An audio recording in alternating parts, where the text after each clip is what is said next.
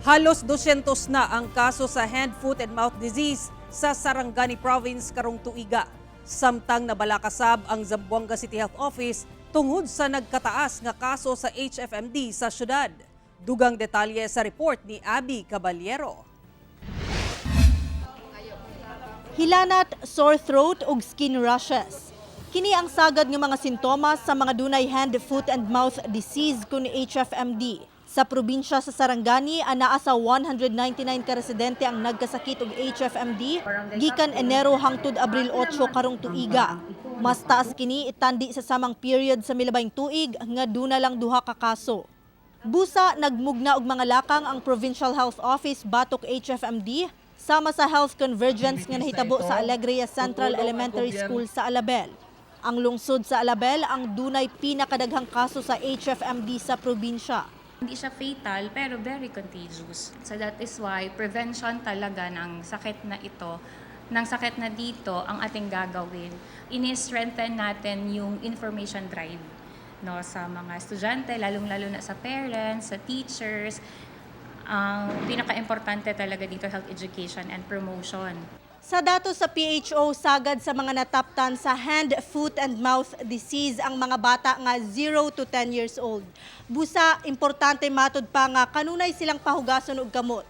Ug ugaling makasinati man og sintomas sa HFMD, dili na lang una sila pasudlon sa tulunghaan. Ang grade 1 teacher nga si Rosalie kanunay matud pang ginapahugas og kamot ang iyang mga estudyante. Panawagan niini sa mga ginikanan, i-isolate na lang una ang anak ugaling dunay sintomas sa HFMD. Lalo po pag nilalagnat, yon, tsaka may mga rashes na tumutubo. Kino-consider po namin na mag-absent na lang muna. Yung bata magkasakit talaga, madaling madapuan ng sakit. 1 week talaga, no? Tapos pwede naman din na i-observe natin more than a week, lalong-lalo na kung hindi pa humupa yung lagnat, mayroon pang mga mouth sores, mayroon pang mga skin rashes yung bata. Nabalaka na sab ang Zamboanga City Health Office sa nagkataas nga kaso sa HFMD sa Barangay Pasunanca, Mercedes, Manikahan, Sangali, San Roque ug Santa Maria sa syudad.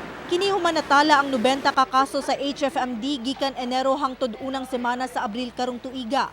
Kung itandi ni adtong 2022 kung asa Mayo pa natala ang unang kaso. Gani duha sa mga kaso karong tuiga ang 6 anyos og 1-year-old nga anak ni Heidi Manulit nga taga Barangay Santa Maria. By Saturday, naglaro pa siya sa labas. Tapos, nung night na yun, that night, nangangati na yung kamay niya. Tapos nangangati na din yung paa niya. Hinugasan ko siya.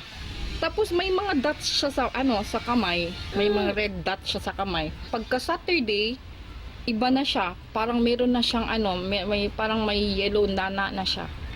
Tapos that Sunday night, ito yung maliit, yung 1-year-old ko, parang natapunan siya.